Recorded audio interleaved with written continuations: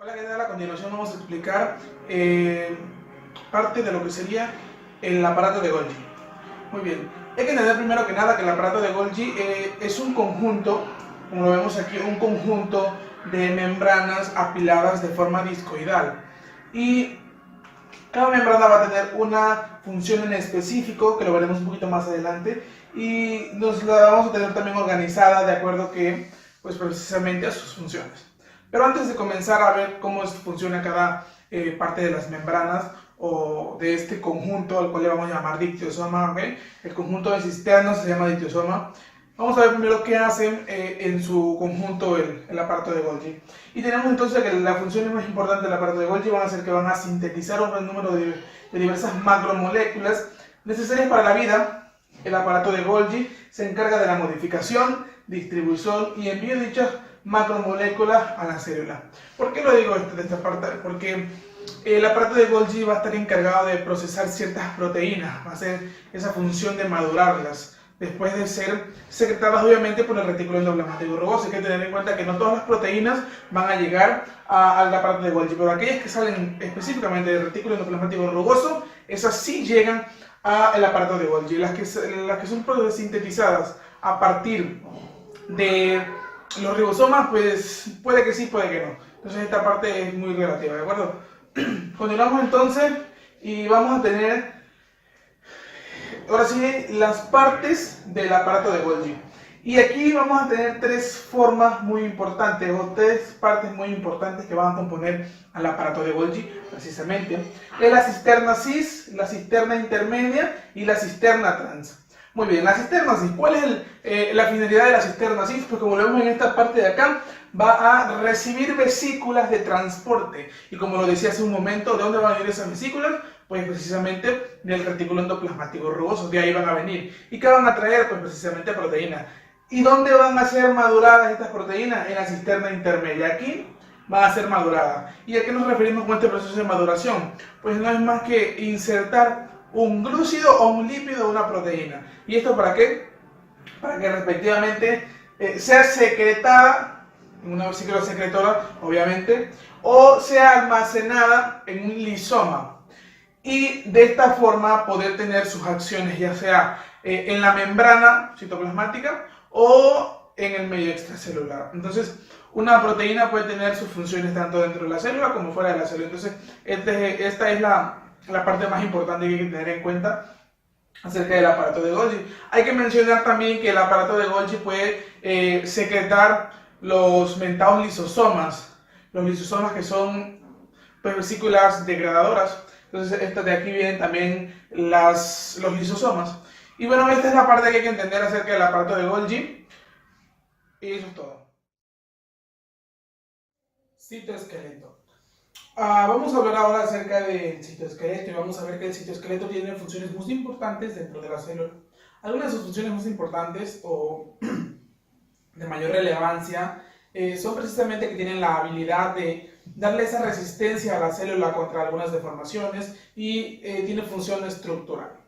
Entonces, el citoesqueleto está conformado por los microtúbulos, los filamentos intermedios y los filamentos de actina. Y vamos a ver que cada uno tiene una función en específico, al igual que una construcción que los va a hacer propios o específicos, ¿de acuerdo? Entonces, vamos a iniciar primeramente con los microtúbulos.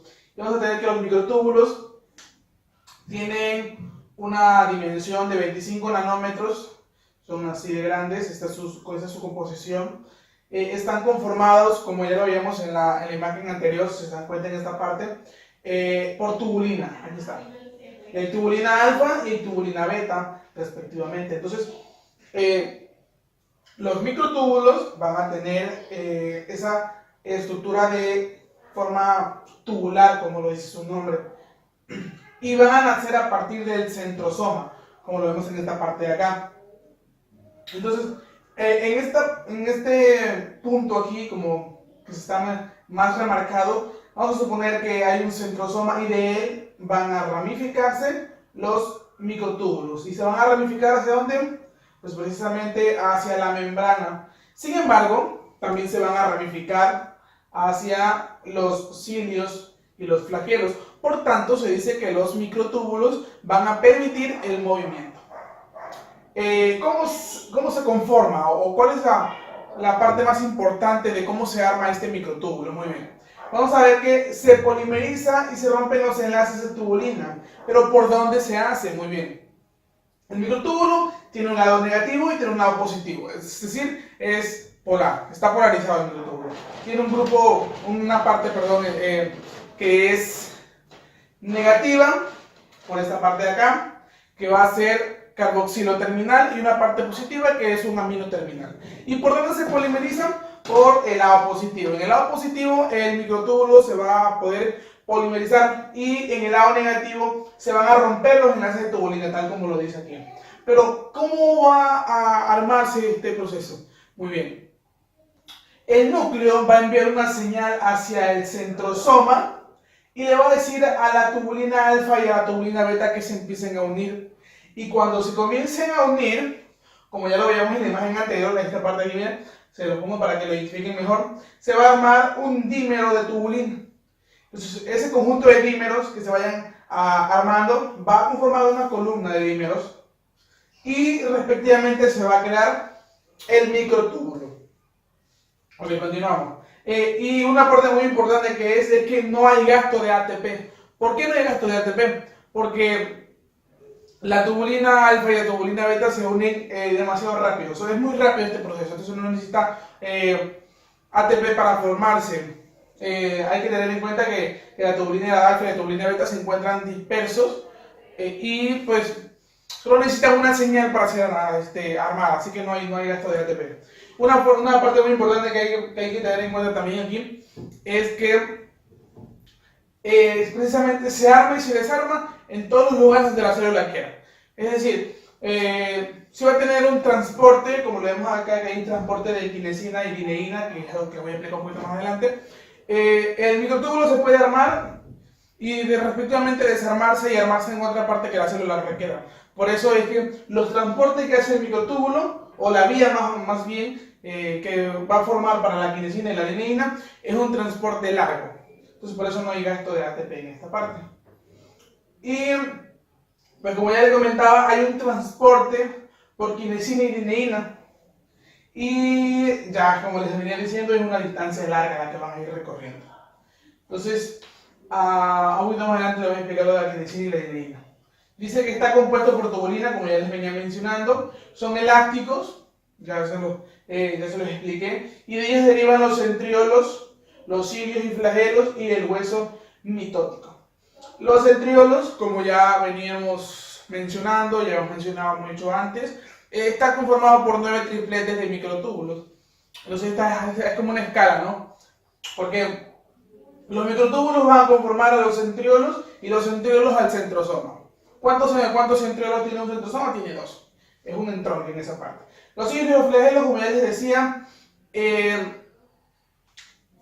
pues van a permitir el movimiento, así que como están formados de microtúbulos, pues se dice que los microtúbulos permiten el movimiento. Pero esta parte es movimiento completo, o sea, de toda la célula. Porque vamos a ver más adelante que también hay un filamento que permite los movimientos intracelulares, o sea, desde los organelos, pero en esta parte no. Hablamos de todo. Y el hueso mitótico, que en esta parte estamos hablando de cuando hay una división celular, así que también están interviniendo en esta parte. Y por aquí les puse una imagen para que lo distinguiéramos un poquito más, cómo está conformado, miren. Vamos a ver que hay 13 secciones transversales de microtúbulos. Cada parte tiene su dímero en específico hacia allá y se van a ir formando las columnas de dímero. Y por acá les puse también que tiene una tubulina alfa y una tubulina beta.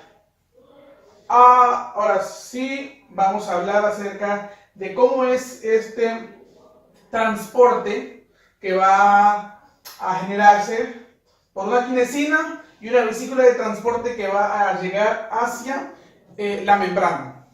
Y vamos a ver que el microtúbulo pues precisamente sirve como la vía.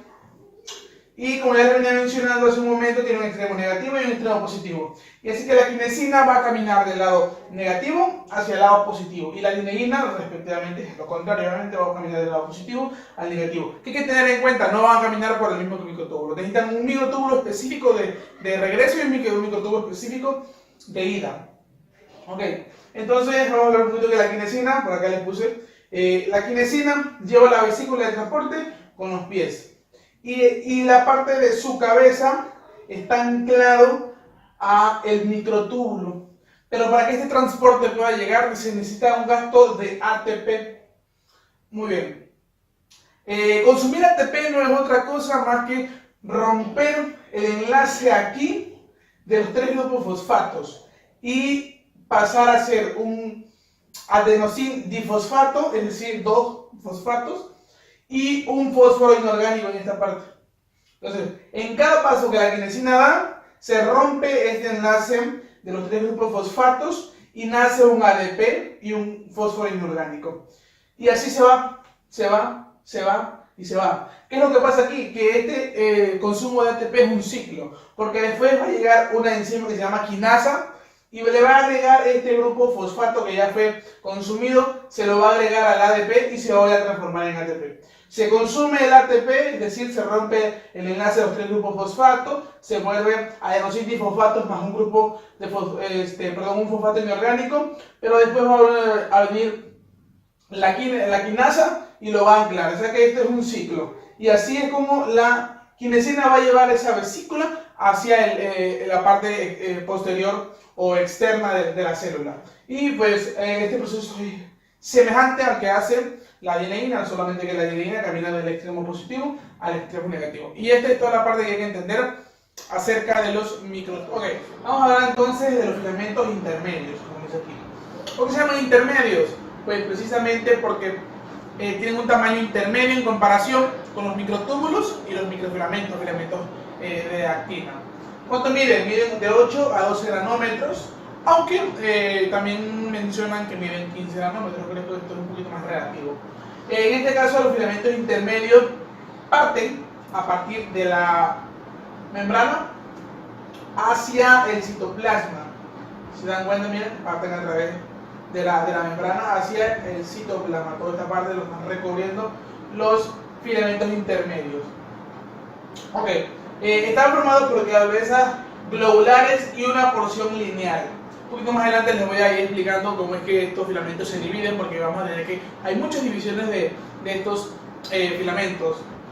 Y vamos a ver que en este caso vamos a explicar que un monómero, un dímero, un tetrámero, un octámero y un filamento intermedio, como lo vemos aquí.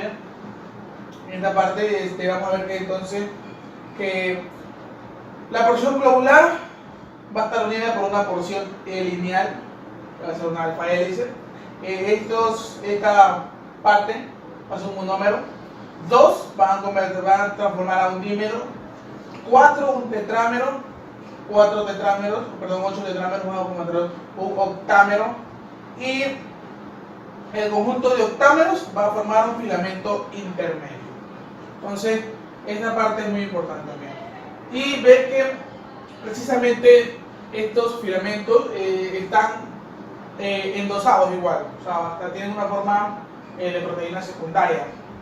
En este caso, vamos a ver que esa parte de ser plegado, de tener una hélice, formar parte de una hélice, se debe a los puentes de hidrógeno en esta parte. Por aquí les puse la composición química de cómo está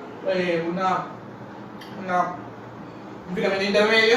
Entonces, el que se plegue o que se endose, como esta parte como vemos aquí, se debe a los puentes de hidrógeno. En esta caso vamos a ver que están entre un oxígeno y un hidrógeno, por aquí lo vemos. Entonces, esta es la parte que hay que tener en cuenta acerca de cómo es que se forman en esta estructura, forma de proteínas secundarias.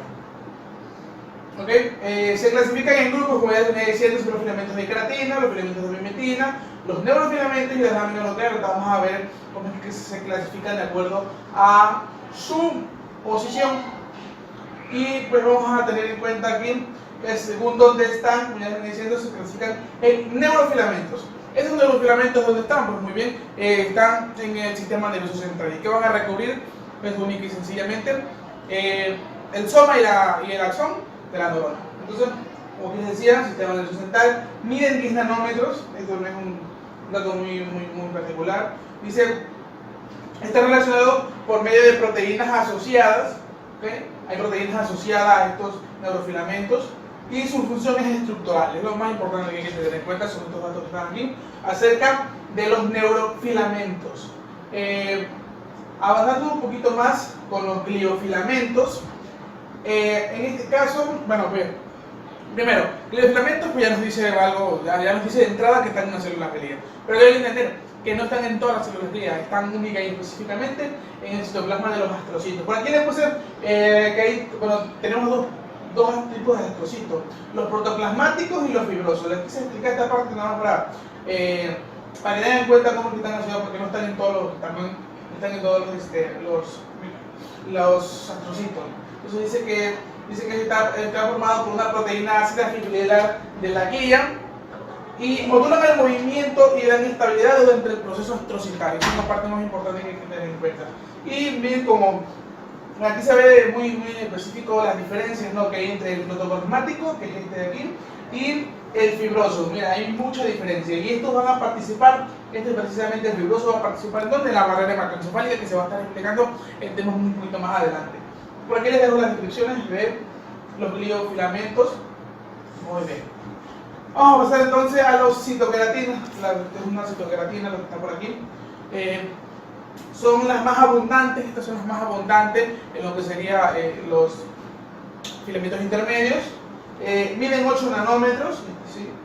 Protegen a las células epiteliales contra el estrés mecánico. Entonces, ¿esto dónde van a estar? Pues muy bien, en las células epiteliales. Y por aquí les puse también la conformación de cómo está. Si se acuerdan hace un momento que les estaba explicando acerca de los tetrámeros, los monómeros, bueno, está algo similar, ¿no?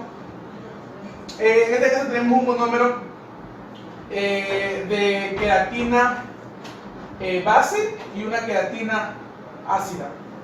Aquí estamos por encima, esta es una queratina ácida, perdón, una base, y esta es una ácida. Entonces la alfa hélice, la proteína alfa hélice se va a estar conformando bien aquí específicamente, y estas dos se van a endosar y van a formar un dímero de queratina. Se endosan entre igual ellas dos y van a formar un tetrámero de queratina. Y muchos tetrámeros de queratina van a formar el protofilamento. Un tetrámero de protofilamento va a formar una protofibrilla. Y un tetrámero de protofibrillas va a conformar la hebra de queratina. Como lo vemos un poquito más abajo, que no se alcanza a distinguir muy bien. Entonces esta es la parte que hay que tener en cuenta, nada más acerca de ella. Los filamentos de desmina. Estos van a compartir una localización con los miofilamentos finos y gruesos. Ya de arranque, cuando vemos miofilamentos, pues ya sabemos que están en los músculos. No son contráctiles, a diferencia, como les explicaba hace un momento, de lo de la actina y la miosina. Estos no son contráctiles. Se están relacionados con estructuras e interacción, esa es su función. Los filamentos de desmina están relacionados con estructura e interacción, así que esta parte no es contráctil. Y por aquí les puse una imagen del músculo. Este es un sarcómero y aquí vemos precisamente la línea Z, que es la que va a dividir al sarcómero, la banda H, que pertenece única y específicamente a una línea que se va a estar, perdón, la banda H, esta es la banda H, que pertenece única y específicamente a los de miosina. Y bueno, por aquí, aquí les puse todo el sarcómero. Vale más explicar. Entonces vamos a pasar ahora a los filamentos de bimetina. Dice, estas células mesenquimales están en células mesenquimales, en algunos epitelios y células glia. Están asociados con fibras de desmina, en este caso, como les explicaba hace un momento, y miden 10 nanómetros. Y aquí, bueno, aquí le puse la especificación de las células glia, de las células mesenquimales. Hay que tener en cuenta que las células mesenquimales pues, son células embrionarias y posteriormente van a ir desarrollándose hasta formar todo esto. Y vamos a tener que están los condrocitos, que están en el cartílago, los miocitos en el músculo, los fibroblastos en la piel, los astrocitos en el sistema nervioso central, las células estrombales en la médula, como por ejemplo los adipocitos en la grasa, y los fibroblastos también junto con la piel, donde tenemos un tendón y los ligamentos. Entonces esta es la parte más importante que hay que tener en cuenta. Está relacionada también con lo que sería el tejido conjuntivo, pero esa es una parte externa que de este tema. ¿Okay? Vamos a seguir avanzando. Entonces tenemos los filamentos de periferina. Estos filamentos de periferina están involucrados también con las neuronas, pero en este caso van a recurrir específicamente ¿a quién? Pues al axón que está afuera, la inervación, más en específico sistema nervioso periférico. Están en ganglios raquíneos, como ya les decía, simpático y parasimpático. Esta parte es del sistema nervioso autónomo. Sí, esta parte es del sistema nervioso autónomo, que es estos son reacciones. Simpático y parasimpático son los sistemas propios del sistema nervioso periférico. Recordemos que el sistema nervioso periférico está conformado por el somático, el autónomo y el sistema periférico entérico. Pero en esta parte, el simpático y parasimpático, nos referimos única y específicamente al autónomo. Entonces aquí van a estar los filamentos de periferia. Y por último, las láminas nucleares. Por aquí les puse, miren, está la lámina nuclear. Esta parte ya la hemos estado estudiando, que son los núcleos. Pues recordemos que la membrana nuclear tiene poros por donde van a salir. ¿Okay? Por aquí les puse también el ADN, el núcleo, ya pues, más específicamente, las láminas nucleares. Aquí está el espacio entre una capa, perdón, una membrana y la otra. Recordemos que el núcleo tiene dos membranas. ¿Okay? Y porque se las he enseñado cada membrana. Y obviamente el retículo endoplasmático rugoso, que es de lo que estaba conformando la membrana del núcleo.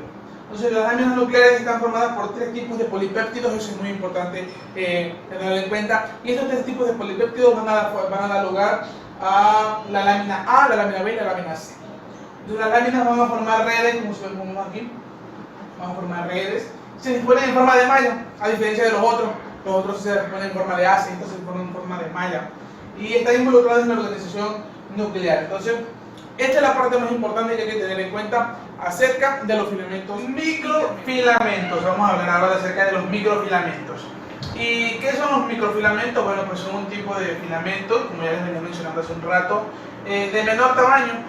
¿Y cuál es su tamaño? Son 7 nanómetros, como vemos aquí. Estos microfilamentos están formados por monómeros de globulares de actina. Entonces, también son conocidos como filamentos de actina o microfilamentos. Tienen un aspecto de proteína secundaria, como en esta parte sus hebras están trenzadas. Entonces, una proteína secundaria tiene esa característica de sus hebras trenzadas, a diferencia de una proteína primaria que tiene un aspecto lineal. Dice que están asociadas a 150 proteínas, por tanto, su polimerización es lenta y regulan su organización, estas 150 proteínas, su organización, es decir, cómo se van a ir formando, su localización, es decir, dónde se forman, y su longitud, el tamaño que va a tener el microfilamento. La actina se encuentra dispersa en el citosol. En esta parte no hay un centrosoma o algo parecido que lo forme o que nazca de él. Simplemente es lo mismo que pasa, una señal llega y se empiezan a formar estas proteínas junto con las demás que tenemos allá. Dice que la actina se encuentra dispersa en el citosol, como ya les decía hace un momento, y necesita ATP para polimerizarse. Esta es la parte más importante que quizás hay que tener en cuenta, a diferencia de los microtúbulos. Los microfilamentos sí necesitan ATP para formarse. Algo muy importante también en estos microfilamentos es que van a permitir el movimiento, y no solo están en la célula, o sea, propiamente en la célula, también lo tenemos en los músculos, precisamente en el sarcómero, donde hay los filamentos de actina y los filamentos de miosina, que son los más importantes en esta parte de la contracción. Pero aquí en la célula también el filamento de actina y el filamento de miosina, pero van a permitir el movimiento de los organelos. Esto lo vamos a ver un poquito más adelante, de la diapositiva que andaba buscando. Muy bien, su función: movimiento de organelos. Podemos aquí organelos como, bueno, en esta parte se ve solamente que está la mitocondria, aquí está la mitocondria, y está mezclada entre los filamentos intermedios, los microtúbulos y los filamentos de actina. Estos que están aquí, los amarillos, son los filamentos intermedios. Estos más grandes, los microtúbulos, y estos que están aquí son los filamentos de actina. Entonces su función es el movimiento de organelos, y para eso va a necesitar actina la interacción con la miosina. Es decir, necesita unirse la actina a la miosina para formar ese traslape y comenzar con el movimiento, pero para este movimiento necesita ATP. Así que una ATP se acopla a la hidrólisis del ATP a cambios conformacionales. Es decir, que el ATP se va a encontrar regular, partiendo desde todo el microtúbulo, perdón, el microfilamento, mandar dentro del microfilamento, y ahí va a acoplar la hidrólisis del ATP a cambios conformacionales. Entonces, esta es la función más importante que hay que tener en cuenta acerca de los microfilamentos: la contracción, el movimiento de organelos. Estos organelos, como por ejemplo la mitocondria, pues es un movimiento muy ligero, no es un gran movimiento. Y pues ya, como les decía, lo tenemos en otras partes, como lo es en el sarcómero, donde obviamente necesitamos primero un neurotransmisor para que pueda comenzar el movimiento a manera de nexo. Les comento que es la acetilcolina, que va a vertirse en la neurona sináptica a partir de una terminación axónica de una neurona motora. El transporte a través de membrana se puede clasificar de acuerdo a su consumo de energía metabólica. Esto puede ser de dos tipos: el tipo activo y pasivo. El activo es aquel que utiliza energía o la necesita, la produce, y el pasivo es el que no la utiliza. También podemos clasificarla de acuerdo a si necesita una proteína transportadora, como puede ser el mediado o el simple. Dentro del transporte pasivo encontramos la ósmosis, la difusión simple y la difusión facilitada. La ósmosis es de las moléculas de agua, las cuales son transportadas a través de la membrana. La ósmosis, su función principalmente es tener hidratada la célula. La difusión simple es el paso de sustancias como gases respiratorios, alcohol o gases no polares. Es el sistema de transporte más simple y para moléculas neutras. Por ejemplo, el O2 o CO2, solutos liposolubles que mantengan bajo peso molecular, como puede ser la urea y el glicerol.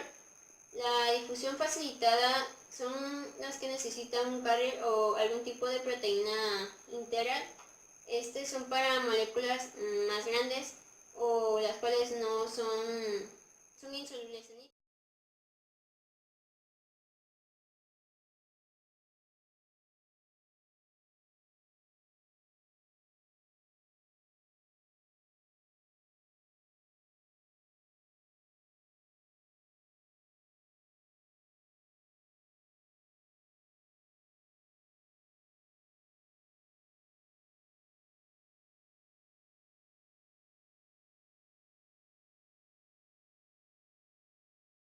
Es cuando produce un consumo de energía. Se realiza en contra de la gradiente de concentración, lo cual es contrario al transporte pasivo, el cual va a favor de la gradiente de concentración. El transporte activo se clasifica en activo primario, activo secundario e intercambiador de calcio y sodio. El activo primario es el consumo energético normalmente de ATP, acoplado directamente al movimiento del soluto a transportar. El secundario son las sustancias que no atraviesan la membrana, como pueden ser los aminoácidos o la glucosa. El intercambiador de calcio y sodio son proteínas de membrana presentes en las células eucariotas. Transporta calcio iónico al exterior de la célula. Esto mantiene una concentración baja de calcio iónico dentro de la misma. Y también encontramos el transporte mediante vesículas. Se puede clasificar en endocitosis y en exocitosis. La endocitosis puede ser por fagocitosis o pinocitosis. La fagocitosis es más bien para moléculas grandes, y la pinocitosis es cuando se encuentran en solución. Y la exocitosis es contrario a la endocitosis en el cual las proteínas son sintetizadas en el interior de la célula, pero algunas de ellas o en su mayoría van a realizar su función en el espacio extracelular.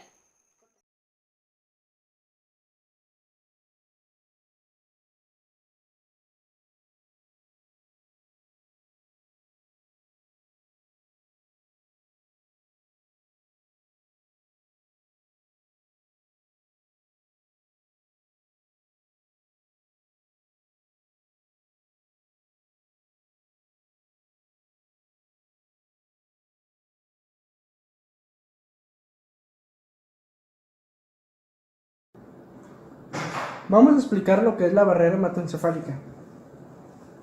La barrera hematoencefálica, ¿qué es? Bueno, es una estructura compleja constituidamente por células endoteliales. Esta conforma una red capilar del sistema nervioso central.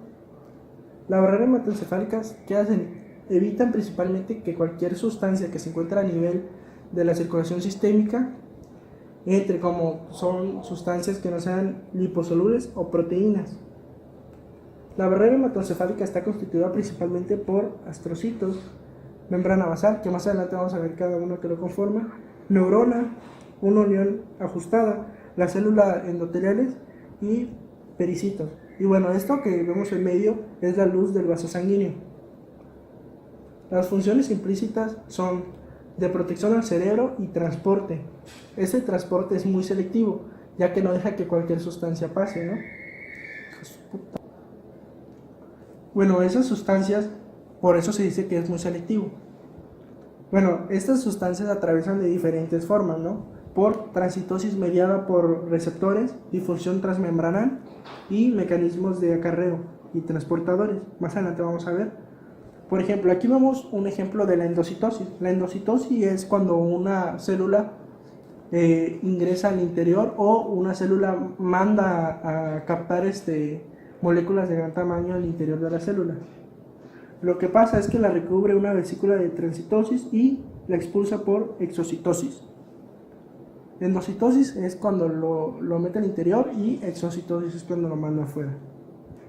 ¿Cuáles son las características físico-químicas requeridas para que una sustancia pase la barrera hematoencefálica? Bueno, que tenga un bajo peso molecular principalmente, porque no puede ser que molecularmente pese mucho, ya que no puede transportar moléculas de gran tamaño, y su afinidad por agua, lípidos de membrana, proteínas y de membrana. Bueno, el principal transporte es el transporte mediado por portadores. Bueno, estos son transportes restringidos de la membrana y transportan moléculas relativamente pequeñas. Esto no pueden pasar moléculas de gran tamaño, como ellos dicen, y ya que no necesitan mucha energía. El transporte activo de salida. Estos son funcionales a aniones orgánicos y también están presentes en la barrera hematoencefálica. Estos restringen lo que es la captura de ciertas sustancias y moléculas en el cerebro. Estos sistemas se conocen como transporte de salida e incluyen la glucoproteína G. Esto es lo que necesitan, principalmente cuando escuchas de transporte activo de salida, principalmente se viene, por ejemplo, cuando el transporte activo de salida, rápido captamos que necesita de la glucoproteína G, o sea que necesita de carbohidratos. El transporte mediado por receptores, este transporte es un proceso iniciado por la endocitosis, lo que ya habíamos visto, y ya vemos que necesita un complejo ligando receptor. Estos receptores pueden transportar proteínas de gran tamaño y también pequeñas, lo que utilizan energía. La barrera placentaria contrae la placenta, que es un órgano que se desarrolla después de la gestación en las hembras de los mamíferos. Se caracteriza por ser una masa esponjosa que está adherida al útero, mediante el cual se establece una comunicación entre la madre y el embrión o feto.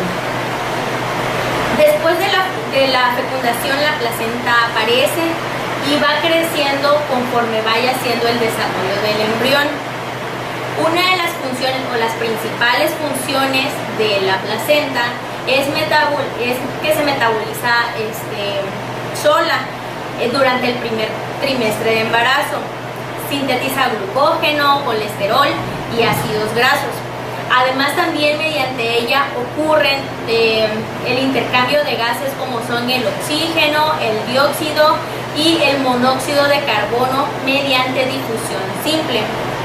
También esta barrera no permite el paso de las inmunoglobulinas durante el primer trimestre.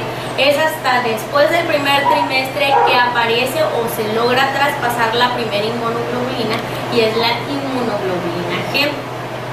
La placenta es una barrera celular que se deriva de los tejidos fetales y produce enzimas capaces de convertirse en hormonas que van a preparar a la madre para recibir al feto. Ocurre un intercambio molecular a través de esta membrana, y esto tiene gran importancia en los cuidados que tiene que tener una persona embarazada, pues mediante la placenta y el cordón umbilical, los fármacos que son exógenos pueden atravesar de manera fácil la membrana placentaria. El embrión utiliza aproximadamente 1/3 del oxígeno de la madre y también glucosa mediante el cordón umbilical. El cordón umbilical tiene la característica de contar con 2 arterias y una vena, y son ramificaciones que permiten la comunicación entre el torrente circulatorio de la madre con el torrente circulatorio del embrión. Los fármacos son capaces de atravesar la barrera placentaria y llegar al feto, debido a que alcanzan un equilibrio muy rápido entre ambas circulaciones al conectarse o al encontrarse, porque el pH del bebé es más ácido, y de esta manera los fármacos digamos que su acidez se vuelve como más equilibrada entre ambos, y por eso cuando se administran fármacos el embrión los capta de manera muy rápida. Los receptores celulares son proteínas que permiten la recepción de una señal que desencadena una serie de reacciones dentro de la célula. Estas proteínas se pueden clasificar en extracelulares o intracelulares, o sea que pueden estar sobre la membrana plasmática de la célula o pueden estar dentro de la célula misma, por ejemplo en el citoplasma, en el núcleo mismo de hecho, y sobre la membrana nuclear. Los receptores tienen la capacidad de unirse a moléculas llamadas ligandos, que pueden ser hormonas, proteínas, ácidos nucleicos. Los ligandos tienen muchas formas, lo cual los vuelve específicos para ciertos receptores. Y lo mismo va para los receptores. Algunos receptores son específicos para ciertos ligandos. Por ejemplo, aquí, en este dibujo o esquema, puse algunos ejemplos de cómo funciona esta especificación en la forma de los ligandos y los receptores. Para que se puedan unir, tienen que coincidir con la forma de su receptor, y lo mismo para el receptor, tiene que coincidir con la forma del ligando. El ligando con la forma hexagonal va obviamente al receptor con forma hexagonal. El ligando con forma triangular va al receptor de forma triangular, y el circular va al receptor de forma circular. Así de simple. Ahora, cuando un receptor se une a un ligando, se forma algo llamado el complejo receptor-ligando, que no es más que la unión entre estos dos. Cuando se forma el complejo receptor-ligando, se genera una señal que eventualmente llegará al núcleo. Ahora, hablando sobre los ligandos pueden ser liposolubles e hidrosolubles. Esto quiere decir que algunos ligandos pueden actuar únicamente sobre la membrana plasmática de la célula, y esto por la naturaleza de la misma. Recordemos que la membrana plasmática de la célula es una bicapa lipídica con colas hidrofóbicas. Esto quiere decir que no permite que pasen sustancias hidrosolubles, ni el agua. y otros ligandos son específicos para actuar dentro de la célula, o sea, entran, pasan por la membrana y actúan en el núcleo. Esto se debe a su liposolubilidad, la cual les permite atravesar la membrana. Los receptores intracelulares son receptores que se encuentran dentro de la célula, o sea que están dentro del citoplasma, dentro del núcleo y pueden estar sobre la membrana nuclear. Para que el ligando que se va a unir a estos receptores llegue a ellos, primero debe atravesar la membrana plasmática. Y para eso debe tener un peso molecular de 600 daltons o menor y debe ser liposoluble. Una vez que atraviesa la membrana plasmática, se acopla a su receptor y se forma el complejo ligando. El complejo ligando es acarreado hasta el núcleo y se da una respuesta. Ahora, hablando de receptores extracelulares o superficiales, son los que se encuentran fijados sobre la superficie de la membrana plasmática, formando parte de ella. A este tipo de receptor se le unen ligandos hidrosolubles, debido a que estos no atraviesan la membrana. El receptor tiene 3 dominios o partes que lo componen. Es el dominio extracelular, que es donde se forma el complejo receptor ligando, o sea, donde se recibe al ligando. El dominio hidrofóbico, que he explicado aquí, es la parte que se encuentra dentro de la bicapa lipídica de la membrana plasmática. Ahí es donde está fijado. Y el dominio intracelular, o sea, el que está dentro de la célula. Este es el extracelular, se forma el complejo receptor ligando. Aquí se fija en el dominio hidrofóbico. Y aquí está, esta parte actúa como un segundo mensajero. Ahorita lo voy a explicar. Este es el dominio intracelular. Los receptores extracelulares categorizan a una de las familias más grandes de receptores, que son los receptores acoplados a proteínas G. Se llaman así porque pues, están acoplados a una proteína llamada proteína G, pero esta proteína se llama así porque tiene la habilidad de interactuar con la guanina, en este caso el guanín difosfato, que es una molécula de energía media, porque tiene 2 fosfatos. Recuerden que entre más fosfato, más energía. Por eso el ATP es la molécula de mayor energía. Ahora, explico rápidamente cómo funciona esta recepción. Tenemos a nuestro receptor acoplado a proteína G, que es esta de aquí abajo. Esta proteína G se divide en 3 partes funcionales. La subunidad alfa, que es la que está acoplada al guanín difosfato, pero a su vez está acoplada a la subunidad beta, que a su vez también está acoplada a la subunidad gamma. ¿Ok? Llega el ligando y se forma el complejo receptor ligando. Ahora, se manda una señal que provoca que la proteína G cambie su GDP, su guanín difosfato, por un GTP, un guanín trifosfato, una molécula de mayor energía. Lo cambia, GTP. Este GTP va a provocar que la subunidad alfa se desacople del resto y solamente queden las subunidades beta gamma, y fragmentada la subunidad alfa. Estas esperan instrucciones y esta va a activar una enzima llamada adenilato ciclasa, que tiene la capacidad de interactuar con el adenín trifosfato, o sea el ATP, que es una molécula de bastante energía, convirtiéndola a su vez, adenilato ciclasa, déjenme lo escribo, adenilato ciclasa.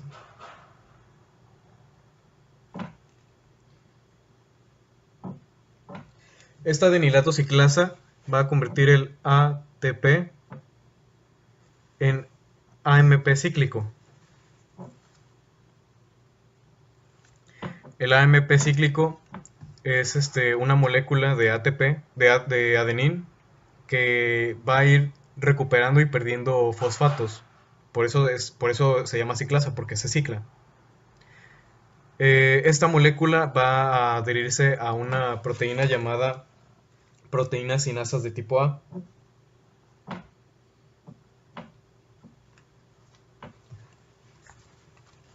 Esta es la proteína sinasa de tipo A. Es de tipo A porque depende del adenín. Y esta a su vez va a fosforilar, o sea que va a empezar a agregar energía al resto de las proteínas que hay por ahí. Se desencadenan varias reacciones dentro de la célula que al final llegarán al núcleo.